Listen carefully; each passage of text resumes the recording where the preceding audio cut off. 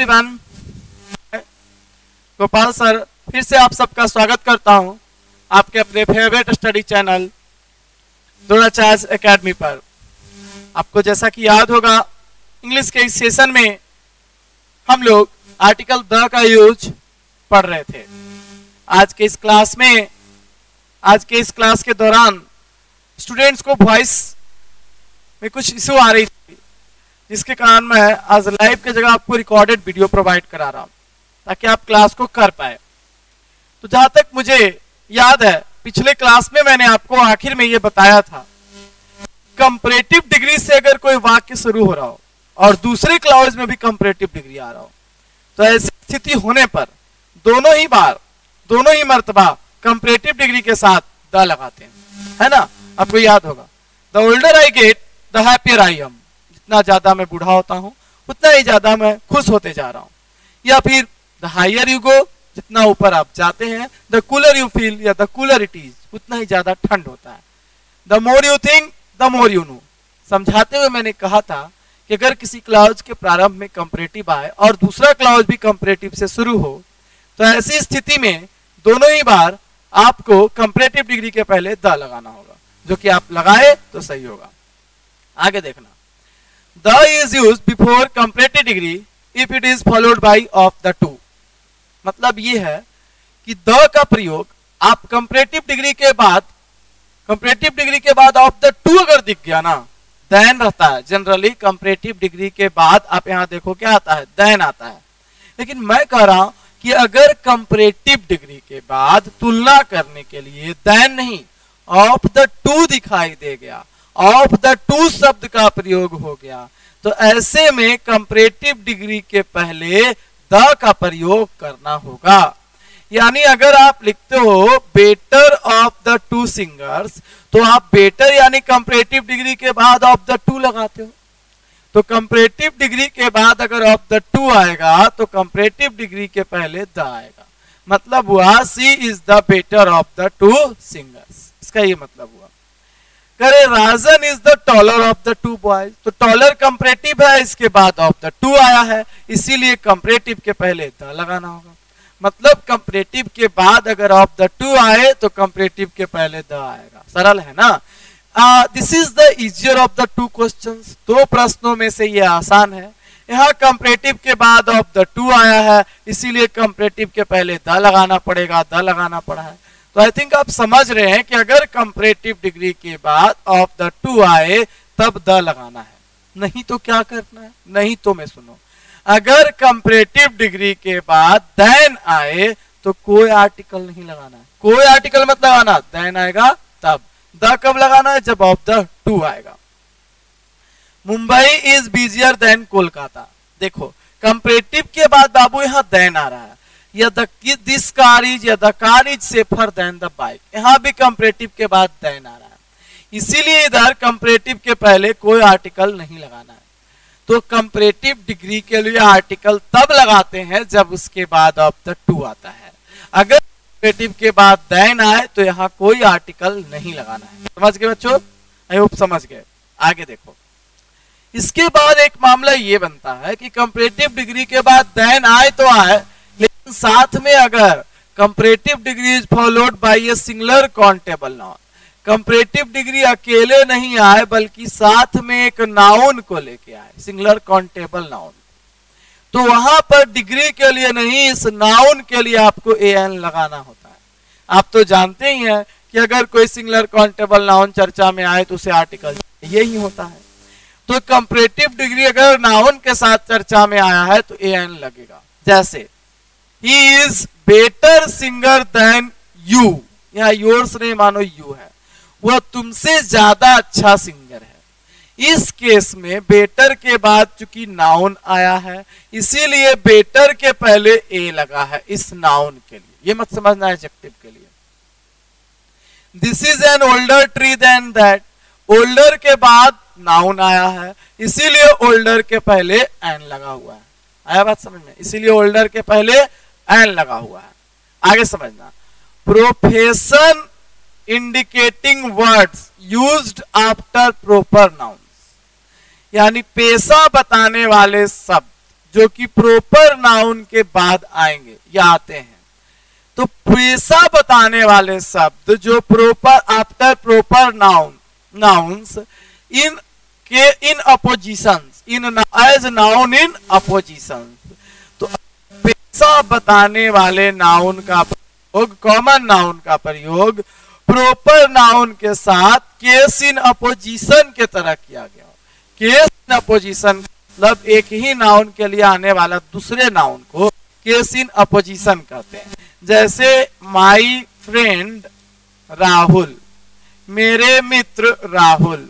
इस एग्जाम्पल में राहुल और मित्र दोनों एक ही व्यक्ति है, तो हम कहेंगे कि मित्र के अपोजिशन में राहुल का प्रयोग हुआ है। अब सुनो, अगर कभी ऐसा हो कि किसी प्रोपर नाउन के अपोजिशन में यानी उसी प्रोपर नाउन के लिए एक कॉमन नाउन आए जो उसका पेशा बताए, तो उस कॉमन नाउन के पहले द लगाना होगा। जैसे डॉक्टर सिन्हा जो कि प्रोफेसर है, तो ये केस इन अपोजिशन हो गया प्रोफेसर, और पेशा भी, इसलिए यहां द लगाना पड़ेगा।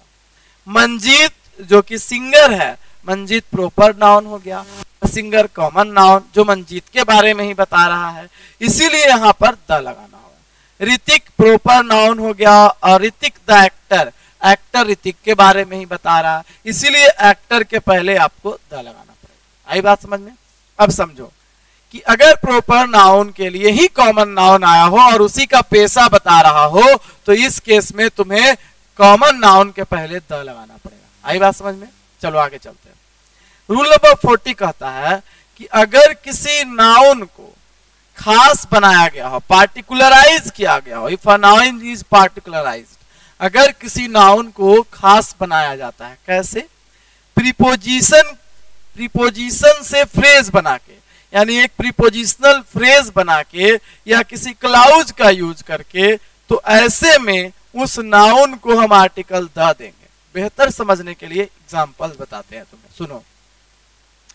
नाउन अकेले नहीं आया, उसे प्रीपोजिशनल फ्रेज से क्वालिफाई किया गया या किसी क्लाउज से क्वालिफाई किया गया, तो ऐसे में उस नाउन के लिए तुम्हें द लगाना होगा। यहां समझना, ये कह रहा है द गर्ल इन रेड, मतलब ये कहना चाहता है कि लाल कपड़े पहने हुए जो लड़की है उसकी बात कर रहा है। तो द गर्ल को इसने कैसे खास बनाया? इस प्रीपोजिशनल फ्रेज की मदद से। इन रेड, लाल कपड़ों वाली लड़की, लाल वस्त्र में जो लड़की है, तो लड़की खास हो गई, लाल कपड़े वाली लड़की हो गई। वो एक सिंगर है, और चूंकि आपने प्रीपोजिशनल फ्रेज यूज करके इसे खास बनाया है, तो इस केस में आपको यहाँ आर्टिकल द लगाना है। समझ रहे हो? जैसे देखो, लड़का विद द फ्लूट, यहाँ with the flute prepositional phrase है, प्रीपोजिशन से बनने वाला फ्रेज है जो लड़का के बारे में ही बता रहा है। मतलब बांसुरी वाला लड़का, तो अब लड़का तो खास हो गया क्योंकि आपने लड़के के लिए एक फ्रेज यूज कर लिया। तो जिस नाउन के लिए फ्रेज यूज कर लोगे प्रीपोजिशन वाला, और वो उसी के बारे में बताएगा, तो वो खास बन जाएगा और तब तुम्हें उसके लिए द लगाना हो। समझ गए? अब कहता है कि जिस नाउन के लिए कोई क्लाउज आ जाए, द हाउस, घर, इन विच ही लिव्स, जिसमें वह रहता है। क्लाउज क्या होता है? सब्जेक्ट प्लस वर्ब के कॉम्बिनेशन से बनने वाला शब्द खंड जो होता है वो क्लाउज होता है। ठीक है? अब बाकी खंड जो होता है वो क्या होता है? क्लाउज होता है। अब समझो कि हाउस जिसमें वह रहता है, तो इस घर को तुमने खास बनाया, पार्टिकुलराइज किया। तुम सभी घर की बात नहीं कर रहे हो, सिर्फ उस घर की बात करो जिसमें वो रहता है, तो घर खास बन गया, इसलिए द लगा। इज ओल्ड, पुराना है। द बुक, बुक को तुमने ऐसे खास बनाया, विच यू आर रीडिंग, किताब जो तुम पढ़ रहे हो। ये क्लाउज किसके लिए आया? किताब के लिए, किताब खास बन गया और इसीलिए किताब के पहले द लगाया गया। इज माइन, किताब जो तुम पढ़ रहे हो मेरी है। अब कहता है अगले रूल में, ये रूल समझ में आया कि अगर किसी नाउन के साथ प्रीपोजिशनल फ्रेज आए या उसके साथ कोई वाक्य खंड आ जाए, यानी कोई क्लाउज आ जाए पूरा, तो ऐसे केस में, इस स्थिति में आपको वहां पर द लगाना होगा उस नाउन के लिए जिसके लिए आपने फ्रेज का या जिसके लिए आपने क्लाउज का यूज करा है। ठीक है? आगे समझना। 41 में अगले रूल में आपको बताना है कि ऑल और बोथ दो एडजेक्टिव है, इनके बाद प्लरल आएगा, ऑल के बाद या बोथ के बाद। तो तुम्हें अगर खास बनाना है तो द लगाओ, और खास नहीं बनाना है, नॉर्मली कॉमन सेंस में यूज करना है, तो तुम द नहीं लगाओ। मतलब यूजर के मन पर है, अगर उसने पहले इस नाउन की चर्चा की है या इस नाउन को खास बनाना चाहता है तो आर्टिकल द लगाएगा। अदरवाइज ऑल पीपल भी सही है, ऑल द पीपल भी सही है ना, बोथ बॉयज भी सही है, बोथ द बॉयज भी सही है। खास बनाना है, बनाने की स्थिति है, द लगाओ। नॉर्मली लोगों की चर्चा करनी है, नॉर्मली लड़कों की चर्चा करनी है, आर्टिकल की आवश्यकता नहीं। मतलब ऑल या बोथ के बाद प्लरल नाउन आने पर हम खास बनाने के लिए द लगा सकते हैं, या फिर खास नहीं बनाना है तो बिना आर्टिकल के भी काम चला सकते हैं, दोनों ही सही हो जाएगा। समझ गया? आइए रूल नंबर 42 क्या कह रहा है।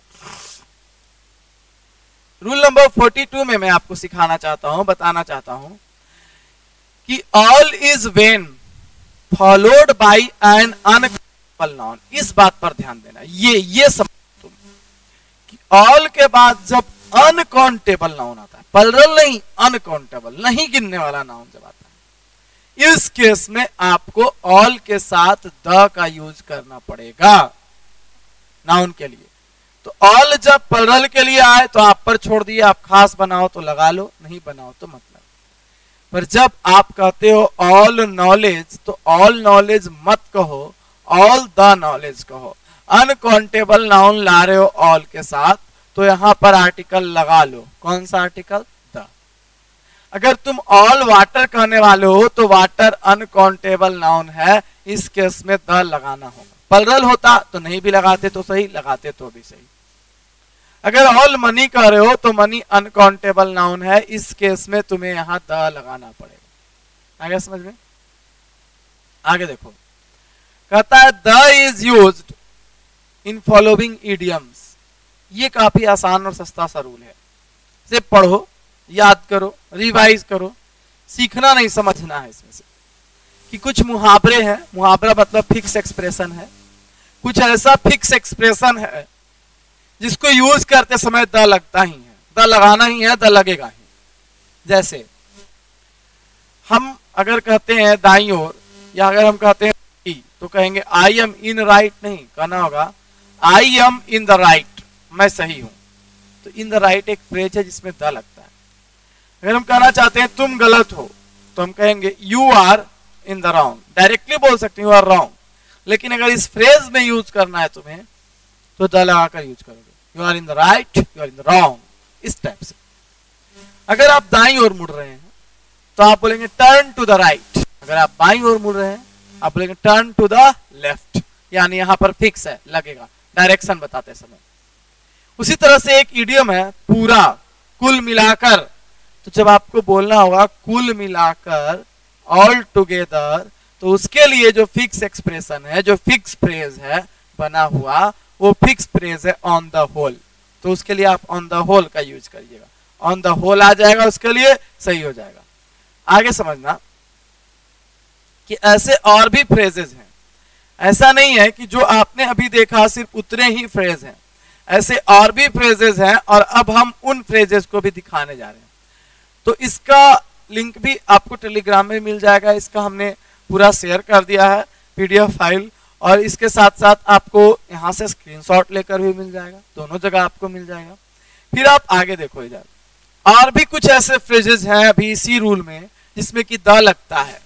जैसे अगर हम बोलना चाहते हैं फिलहाल, तो अगर हम फिलहाल बोलना चाहते हैं, इन केस मेरी इच्छा है कि हम फिलहाल बोले, तो फिलहाल के लिए आपके पास एक जो एक्सप्रेशन मैं दे रहा हूं, वो एक्सप्रेशन, वो फ्रेज है फॉर द टाइम बिंग।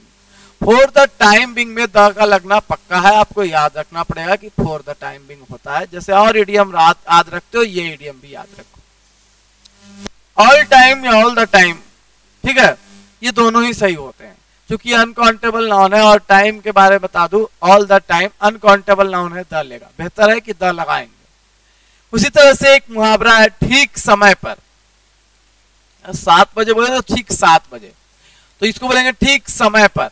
तो जब आप बोलते हैं ठीक समय पर, तो इसको आप बोलते हैं in the nick of time, in the nick of time. उसी तरह से एक क्वेश्चन ऐसा आता है कि ऑल के बाद द लगता है, जबकि होल के पहले द लगता है। एग्जाम में उल्टा कर देता है, पूछता है तो द लगा देगा होल के पहले और द लगा देगा होल के बाद। आपको मैंने क्या बताया, अगर लगाना है तो होल के बाद द लगेगा और होल के पहले। तो याद रखना द होल मतलब पूरा होता है, द होल का प्रयोग किया जाता है। उसी तरह से स्पीक द ट्रूथ होता है, इसका मतलब सच बोलना होता है, स्पीक द ट्रूथ। उसी तरह से बाई द वे होता है, इसका मतलब बातों ही बातों में होता है, बाई द वे होता है या स्पीक द ट्रूथ होता है। उसी तरह से हर प्रकार से अगर बोलना चाहते हैं, हर तरह से, तो ऑल द वे होता है। तो बातों ही बातों में इसके लिए आपके पास बाई द वे आ गया, हर तरह से आप इसको बोल सकते हो all the way. At the moment, इसी क्षण, बोल रहे हैं उसी क्षण, तो इसी क्षण का मीनिंग देना है तो एट द मोमेंट बोलेंगे। एट द मोमेंट भी एक फ्रेज हो गया, आइडियम हो गया। इसके अलावा ये सब कुछ फिक्स एक्सप्रेशन है, पूछताछ में अंडरस्टूड है। व्हाट इज द मैटर, क्या बात है, द लगाना होगा। व्हाट इज द प्रॉब्लम, क्या समस्या है, मतलब जो कुछ घटा आप उसी के बारे में पूछ रहे हैं, इसलिए अंडरस्टूड है। और जो अंडरस्टूड है, जो समझ में आ गया है, उसमें द लगेगा। व्हाट इज द सिचुएशन, क्या परिस्थिति है, यह भी अंडरस्टूड है, इसलिए इसमें भी द लगेगा। समझते चलना। द के बारे में काफी कुछ बातें सिखाने के लिए मैंने रखा है, पहले भी बहुत चीजें बता चुके हैं। आप समझ सकते हो कि 44 नंबर रूल में आ चुके हैं, मतलब काफी कुछ द के बारे में दे चुके हैं। अब द में भी बहुत ज्यादा आपको बताने के लिए नहीं रहा है।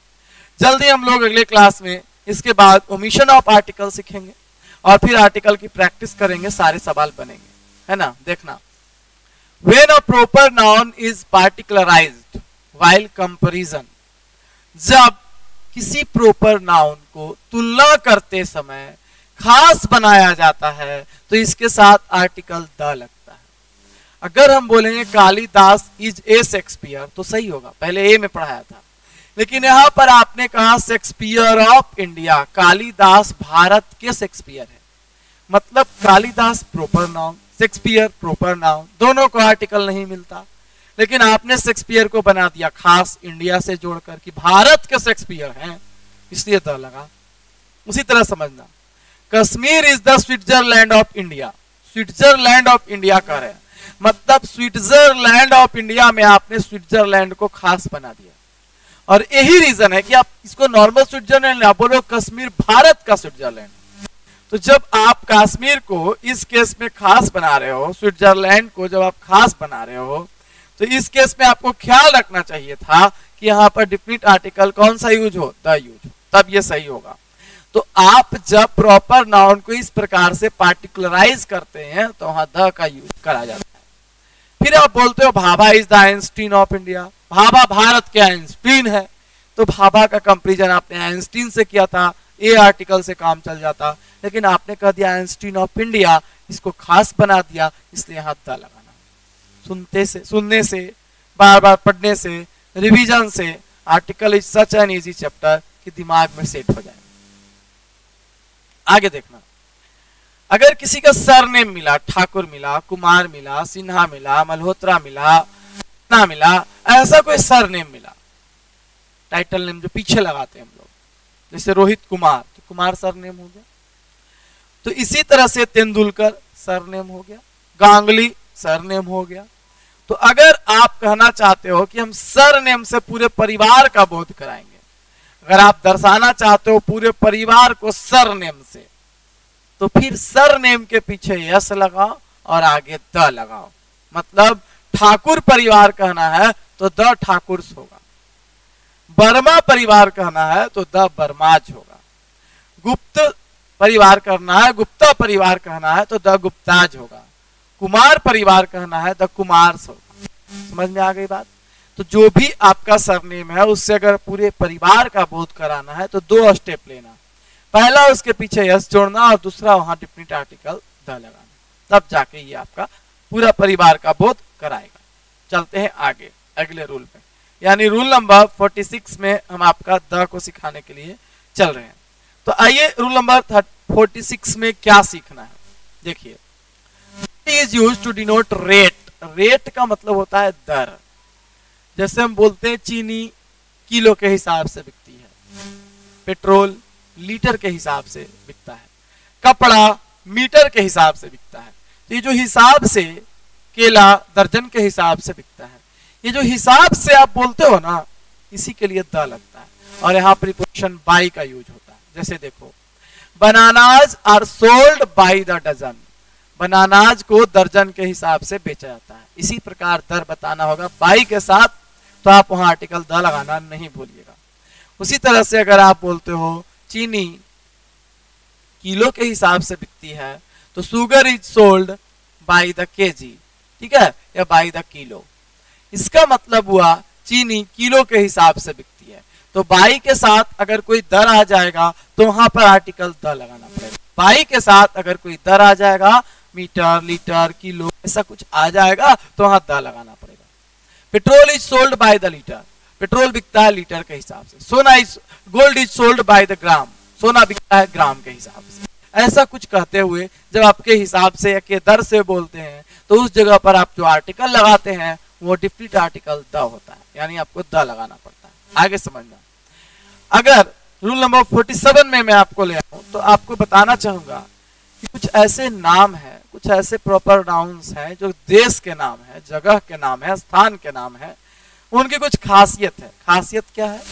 ये किसी संगठन का बोध कराते हैं, किसी ऑर्गेनाइजेशन का बोध कराते हैं, ये खासियत है। दूसरा खासियत है, इस नाम का कोई विशेष अर्थ निकलता है। जैसे कि पंजाब, पंजाब का मतलब है 5 नदियों की भूमि, और इस कारण से पंजाब को द पंजाब भी कहा जाता है, और ये बिल्कुल सही होता है। यूके, यूनाइटेड किंगडम, ये जो है एक ऑर्गेनाइजेशन का बोध कराता है, इसीलिए द लगा है। यूएसए एक ऑर्गेनाइजेशन का बोध कराता है। ये सोवियत संघ का बोध कराता है, यूएसएसआर जो कि ऑर्गेनाइजेशन है, इसलिए इसमें भी द लगा है। सूडान अपने आप में एक स्पेशल नाम है, जैसे कि पंजाब, इसीलिए आपको याद रखना पड़ेगा कि सूडान में भी द सही होगा। उसी तरह से आप बहुत सारे मुख्यालय यहाँ हेग में, जिसे हम हेग नहीं बल्कि द हेग बोलते हैं, इसके लिए भी द लगाया जाता है। जो जगह अपने आप में विशिष्ट नाम वाला होता है, उसके नाम का कोई विशिष्ट अर्थ निकलता है, उसमें द लगता है। वैसा ही जगह यमीन भी है और यहाँ द लगता है। नीदरलैंड्स, जिस भी प्रॉपर नाउन को आप प्लुरल फॉर्म में देखोगे ना, उसमें द लगा देना बेझिझक। जैसे फिलीपींस, द लगेगा, ऐसा मैंने एक बार और बताया है। इसीलिए नीदरलैंड्स में भी आपको द लगा देना है, द लगेगा ही लगेगा। ये रूल आपने जो अभी सीखा बेहद आसान था, आपको पढ़ के याद रखना है कि कुछ ऐसे जगह हैं जिनके नाम में द लगता है। जनरली जगह नहीं लगता है, बट कुछ सिलेक्टेड वंस है जिसमें लगता है, वो हमने लिख करके आपको अभी बता दिया था। आपको आगे समझाने के लिए फिर एक और रूल पर हम अभी चर्चा करेंगे, आपके समझ एक और रूल पर बात अभी करेंगे, ठीक है। एक और रूल आपके सामने आ चुका है, that is called rule number, जिसको आप रूल नंबर 48 के रूप में देख पा रहे हैं। देखिएगा, द का यूज किया जाता है डेट, डेट के साथ। कब? जब पहले डेट हो, फिर ऑफ हो, फिर महीने का नाम हो, इस तरह से। ऊपर से डेट में जो है यहाँ पर ऑर्डिनल एडजेक्टिव का यूज हुआ हो, ऑर्डिनल नंबर का यूज होना चाहिए, तब आप ऐसा कर सकते हैं। यानी कि 14 नहीं 14th हो, 15 नहीं 15th हो, 17 नहीं 17th हो, तब आप ऐसे कर सकते हैं। तो जब आप लिखते हो द 15th ऑफ अगस्त, तो मैंने पहले ही पढ़ाया ऑर्डिनल एडजेक्टिव के पहले द लगता है, इसलिए लगा। द 14th ऑफ नवंबर, तो मैंने पहले ही पढ़ा ऑर्डिनल एडजेक्टिव के पहले द लगता है। तो अगर डेट में ordinal adjective first, second, third, fourth, fifth, six, 7th, 8th, 9th, 10th, 11th, 12th ऐसा कुछ आए तो द लगाना है, अदरवाइज नहीं लगाना, इसीलिए यहाँ द लगाया गया।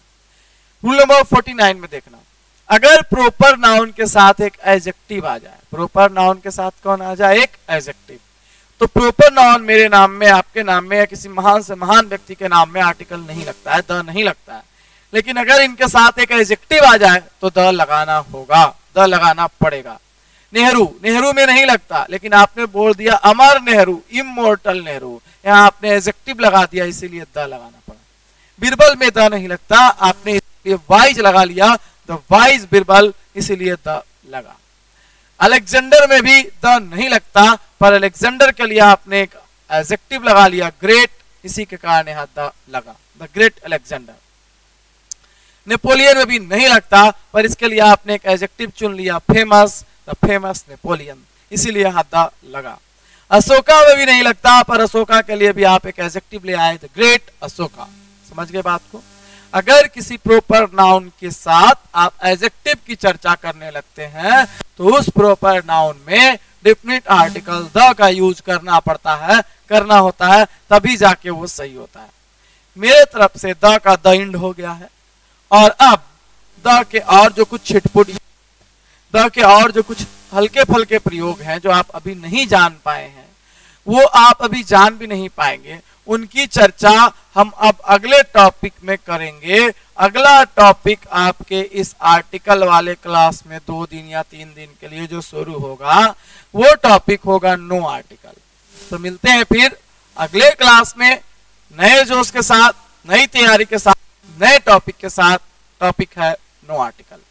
आर्टिकल के 3 सीक्वेंस हैं। पहला आपने यूजेज ऑफ ए एन पढ़ा, दूसरा आप द पढ़ लिए, और तीसरा के बाद आर्टिकल खत्म हो जाएगा और तीसरा अगले दिन शुरू होगा नो आर्टिकल। तो आप मिलते हैं अगले क्लास में। वीडियो को शेयर कीजिएगा और चैनल में जुड़ जाइएगा ताकि आपको समय समय पर जब वीडियो शुरू हो, जब क्लास शुरू हो तो जानकारी मिल जाए। That's all and thank you.